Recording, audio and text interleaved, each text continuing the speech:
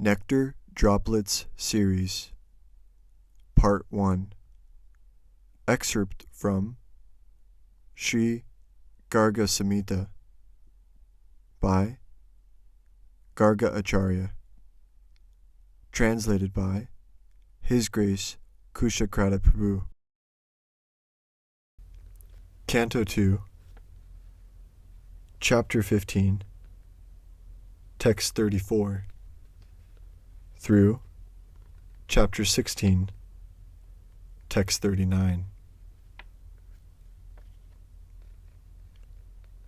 Lalita Saki, her face full of smiles, approached Radha in a solitary place and spoke to her.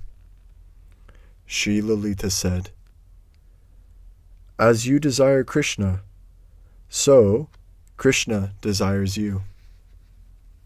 There is no difference between you. You are one.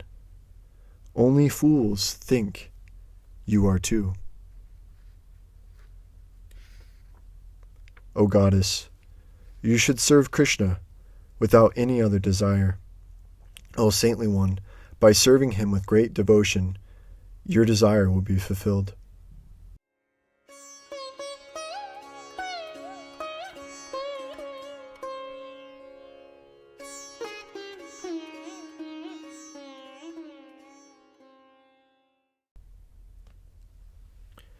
After hearing her friend's words, Sri Radha, the goddess of the rasa dance, spoke to her friend Chandranana, the best of the knowers of religion. Sri Radha said, "Please tell me, what kind of worship should I perform to please Sri Krishna? Worship that will bring auspiciousness, piety, and the fulfillment of my desire." O beautiful one, you heard the religious scriptures from Garga Muni's own mouth. O noble-hearted one, please tell me what vow or what worship I should perform. Hearing Radha's words and reflecting on them in her heart for a moment, Chandranana, the best of all friends, replied,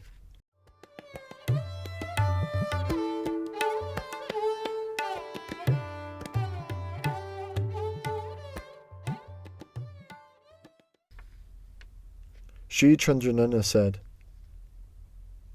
"O Radha, service to Tulasi gives the greatest piety, the greatest good fortune, the greatest benediction. It gives Lord Krishna's association.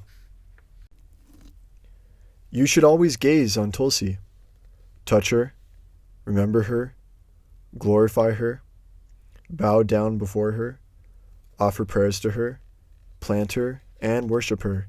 Then she will grant your desire. They who day after day serve Tulasi in these 9 ways will attain the result of pious deeds performed in many thousands of millions of yugas. A person who plants Tulasi liberates his family. As many branches, sub-branches, seeds, flowers, and leaves as are on the Tulasi he has planted, so many ancestors and descendants in his family for thousands of kalpa yugas will go to Lord Krishna's transcendental abode. O Radha, by offering Lord Krishna a single Tulsi leaf, one attains the result of offering him every flower and leaf that exists. A person who with offerings of Tulsi leaves worships Lord Krishna is not touched by sin, as a lotus leaf is not touched by water. By protecting a Tulsi forest, one attains the result of giving in pious charity 100 butters of gold or 400 butters of silver. A home in the midst of a Tulsi forest is a sacred pilgrimage place. Yamaraja's servants will never enter that home. They who plant a sacred Tulsi forest, which fulfills desires and removes all sins, are the best of all people. They will never see Yamaraj. For persons who plant, protect, water, see, or touch her, Tulsi burns the sins committed with the body, mind, and words. On a single Tulsi leaf, the holy places beginning with Pushkara the sacred rivers beginning with the Ganga, and the deities headed by Lord Vasudeva reside. Even though stained with 100 sins, a person who touches a Tulsi Manjari as he leaves this life does not see Yamaraj. Sin does not touch the body of a sinner anointed with Tulsi paste.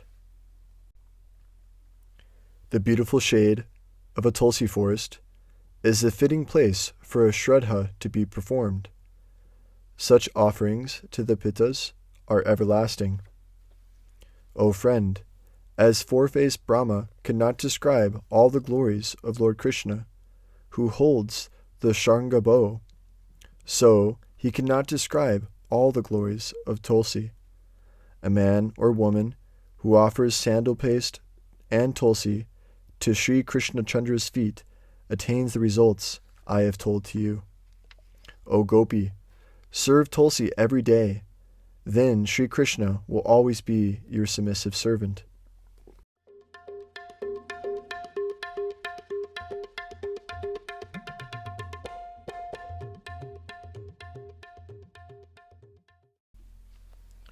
After hearing Chandrananda's words, Sri Radha, the queen of the Rasa dance, in order to please Lord Krishna, began to serve Sri Tulsi.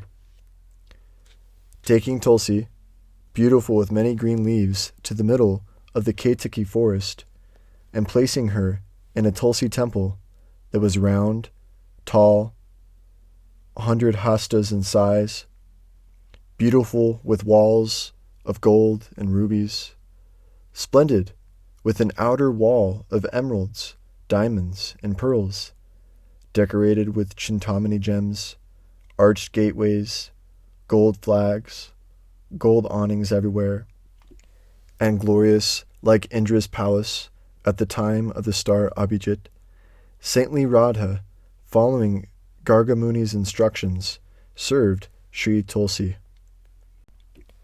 Beginning with the full moon of the month of Ashvina, September, October, and ending with the full moon of the month of Chaitra, March through April, to please Sri Krishna, saintly Radha followed a vow with great devotion. Month after month, she sprinkled Tulsi with milk, sugarcane juice, grape juice, mango juice, panchamrit, and many kinds of sweet and cool juice. On the first day of Vaishakha, April through May, she ended the vows. King Vrishabhanu's daughter, Radha, then pleased 200,000 brahmanas with a great feast of 56 courses.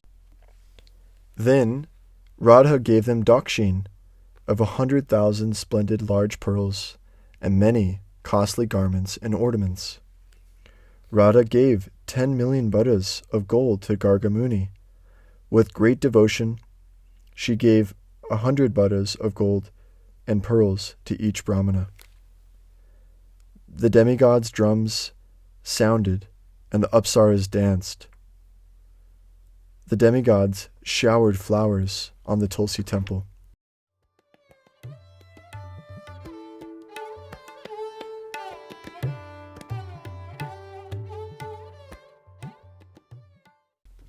Then, seated on a glorious throne, on a gold pedestal, her eyes lotus petals, and her gold crown and earrings glittering, beautiful four-armed Tulsi, who is dear to Lord Krishna, appeared. Descending from the sky, Tulsi, beautiful as a flowering vine, embraced and then kissed Radha, who wore a new Vajayanti garland, and whose snake braids were covered with a yellow cloth. Sri Tulsi said, "O daughter of Kalavati, I am pleased with you. I am eternally conquered by your loving devotion. O beautiful one, as if you were an ordinary human being, you very carefully followed this vow.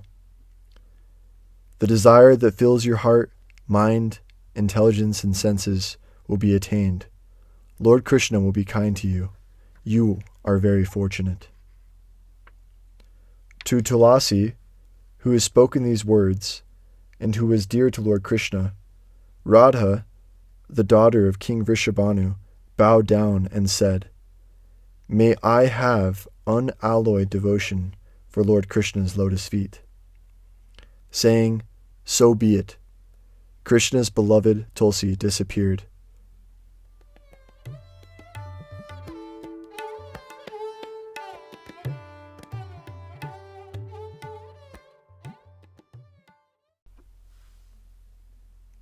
Then Radha, King Vrishabhanu's daughter, went home happy at heart.